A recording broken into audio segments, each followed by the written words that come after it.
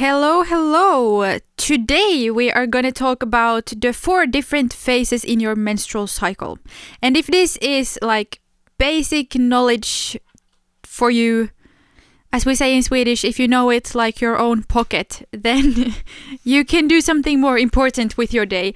There's going to be nothing new for you unless I manage to crack a joke. And if you can't name the 4 phases, you might want to stay and we're going to go through. It's going to be pretty like information packed. So you could also just go and ask ChatGPT, but I will be that for you today. Okay, let's dig in. Locked in and synced up. Your menstrual cycle can vary the length. Sometimes it can vary and it's completely okay, and sometimes if it's too short or too long, you might want to dig deeper into why that is, and that's also something we can discuss in another episode. The most important is maybe that it's regular and also that you ovulate. And regular is pretty easy to check. The interval between your bleeds are regular. And then your ovulation you can check by checking your temperature.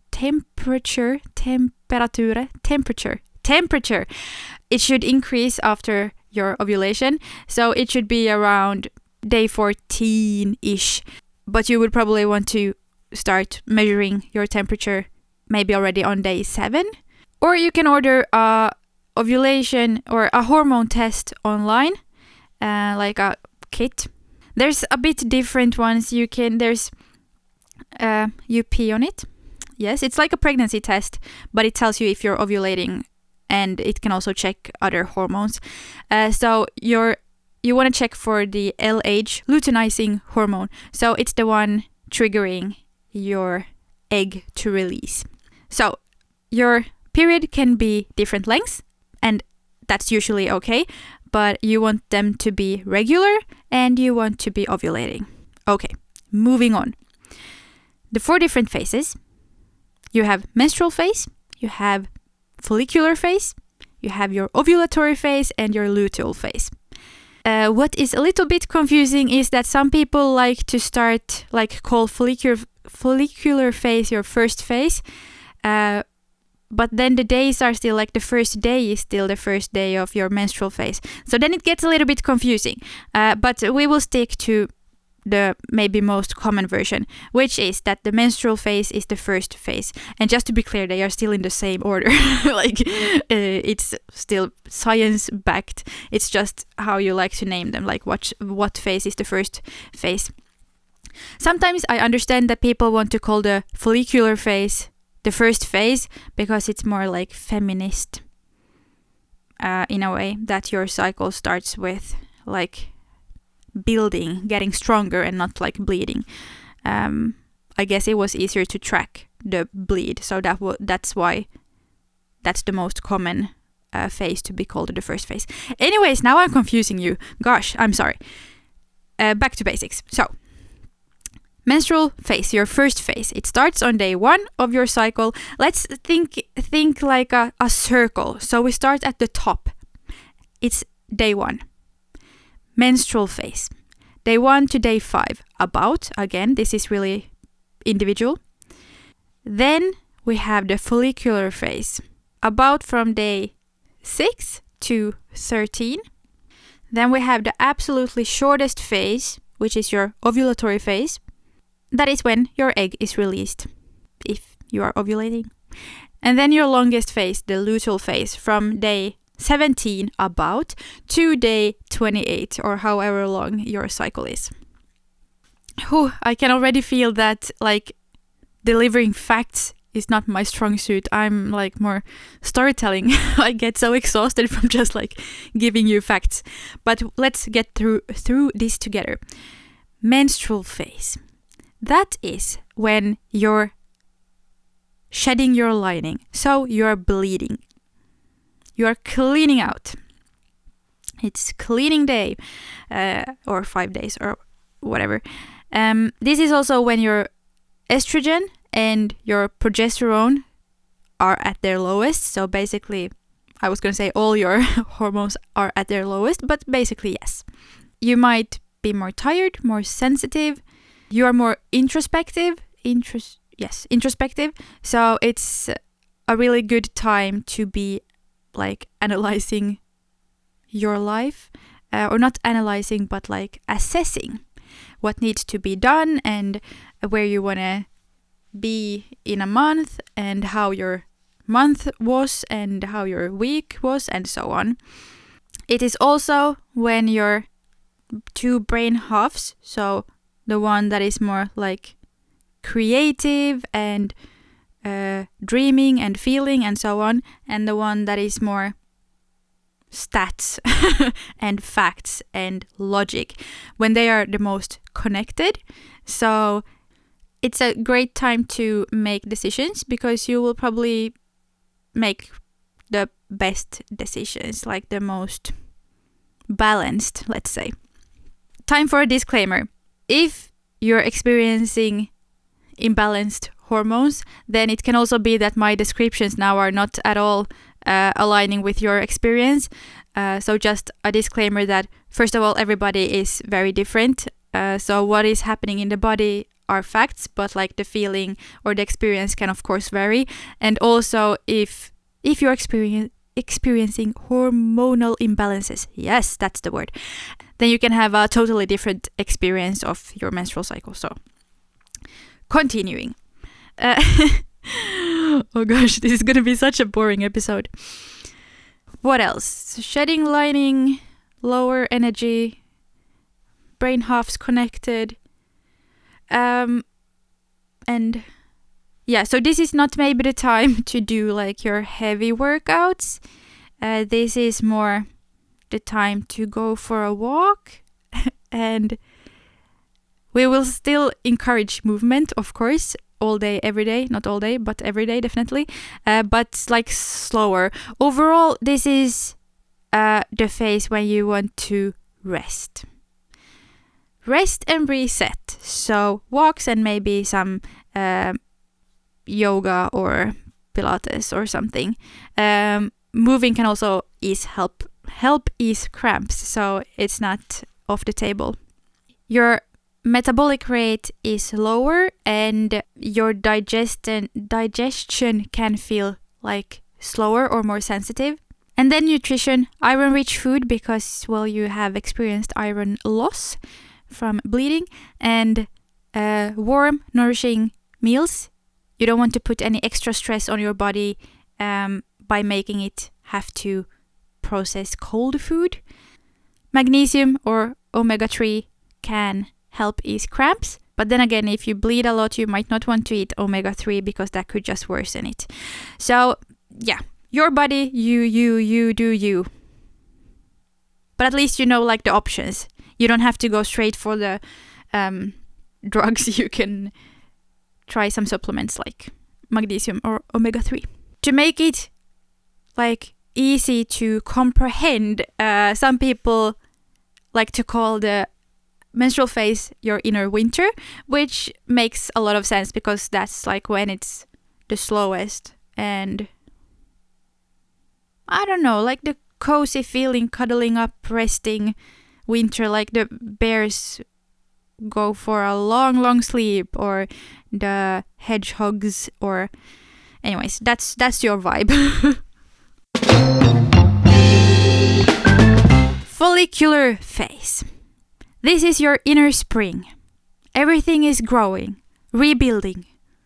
You're getting the spring feels. You're getting excited. You're planning. You're getting renewed energy. Your hormones are rising. You're a little starting to feel the social butterfly coming alive.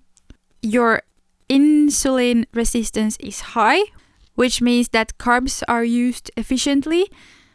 And also your stress resistance is a bit better. So if you want to have coffee, this is maybe the time to have coffee, but I would still recommend not. But that is up to you. This is a great time to try new skills You will be more open. This is also the best time to build muscle. So work hard or go home.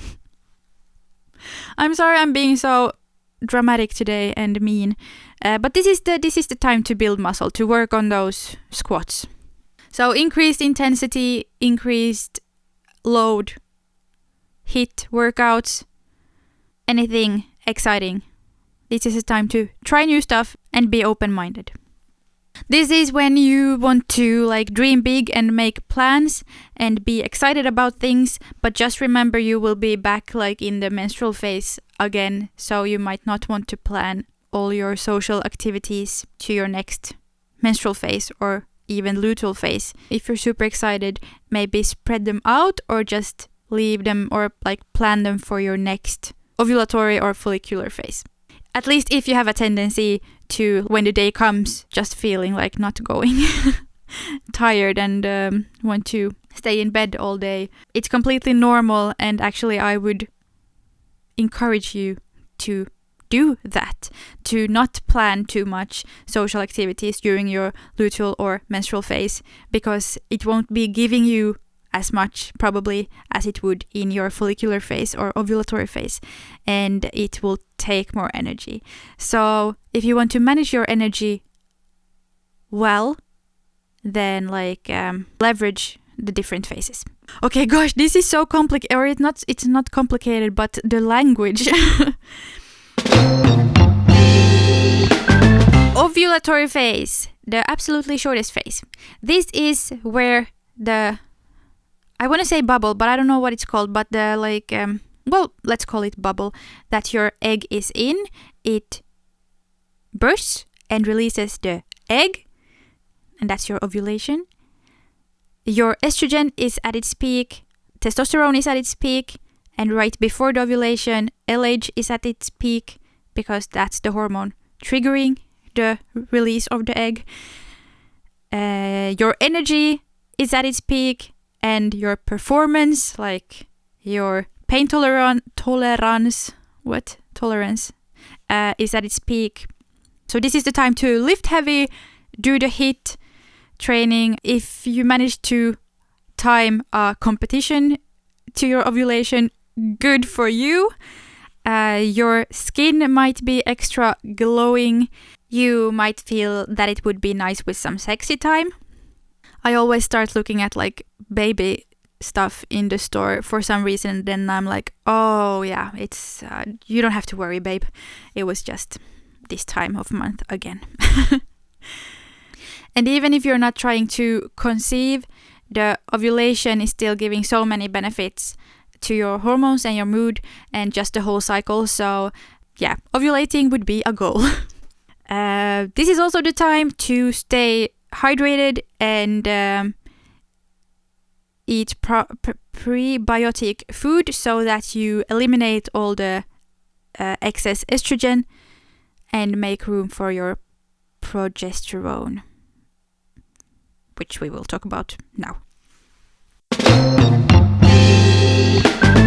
Luteal phase. This is a long phase, so we sometimes talk about early and late luteal phase because they vary a lot. You will probably not have PMS in your early luteal phase. That is in your late luteal phase. But also, reminder, you don't have to have PMS. But if you have it, it's probably then. It's very common to have PMS symptoms like cramps and fatigue and so on. But it is not normal. So just a reminder that you don't have to have cramps and other problems. We've just been so conditioned to think that it's normal and we just have to deal with it, when in fact there's a lot we can do to prevent it, like with our diet and exercise and stress management and so on. That's for another day. Luteal phase, this is when your body is preparing for a potential pregnancy, so you might be more drawn to what's familiar and not as keen on doing and trying new things because you're trying to keep yourself and the potential pregnancy safe. Your progesterone is rising, and that's your cozy hormone. What should we call it? Let's call it the cozy hormone. This is your inner autumn So it's kind of slowing down. The phases aren't like strict. It's not like day 1, now you're feeling like this. Day 6, now we've gone to follicular phase, and so on. They are more flowy, fluid. So maybe the start of luteal phase might feel more like your ovulatory phase, and then going on to luteal and then to menstrual. You get it. It's not so rigid. You can like eat the food recommendations for ovulatory also in the start of your luteal phase. So just, it's not that black and white. These are just like the recommendations overall. If your body released the egg, then your body temperature rises and your metabolism is speeding up. So it's like totally biological, to feel more hungry. That was what I was going to say. But also your digestion is slowing down, so that's why you can experience bloating. This is also the phase where I wouldn't recommend fasting. If you're hungry, you should definitely eat, because not eating or like trying to do intermittent fasting or something can be a stress for your body. And then, let's see how I can explain this. Your body prioritizes the hormones in a certain order, and if you have a lot of stress, be it mental or emotional or physical stress, then your body is releasing cortisol, and cortisol and progesterone are built from the same building blocks, let's say. And if your body needs to prioritize one of them, your body will prioritize cortisol, because your body will prioritize to survive. And if it's a dangerous situation, which your body experiences in the same way as a stressful situation, even though it's not life or death, your body will interpret it as a life or death situation, in the sense that it's not safe to carry a child. So if you're stressed, your body will prioritize the cortisol to stay alive, and then you can't produce progesterone in the same way. And you need progesterone because without it you may experience PMS symptoms, maybe anxiety, a shorter luteal phase, and sleep issues, just to name a few. Physical stress could be overtraining, undereating, or sleeping way too little. And also blood sugar instability is a massive stress on your body. So, a lot of stress equals a lot of cortisol released. A lot of cortisol released equals prioritized over progesterone. If cortisol is being prioritized over progesterone, then that again could lead to poor sleep, a lot of PMS symptoms, anxiety, and a lot of other not so nice things. Which then, of course, can make a bad cycle, because if you are sleeping poorly, then you get more cortisol, and then you get less progesterone, and you get more cortisol. So this could be a bad loop, and we don't want that. So we want to focus on the basics, like getting enough sleep, getting enough and good nutrition, eliminating stress as much as possible, recovery, and then moving or working out lagom mycket, as we would say in Swedish. And this, we don't have this word in English, but it's like just the perfect amount of. So you don't want to move too little because your body needs it, but you don't want to overtrain. So we've talked about your menstrual phase, follicular phase, ovulatory phase, and luteal phase. And we've mentioned the different hormones. Of course, you have more than these, but maybe the five most common mentioned when talking about the hormonal cycle is estrogen, progesterone, testosterone, LH, and FSH. Or actually, I think we didn't even mention FSH, but that's the one stimulating the growth of the egg. And LH is the one triggering the release of the egg. Yes. So if we think about the circle that I mentioned in the beginning, in the top we have day 1, which is the first day in the menstrual phase, and then going follicular, ovulatory, luteal.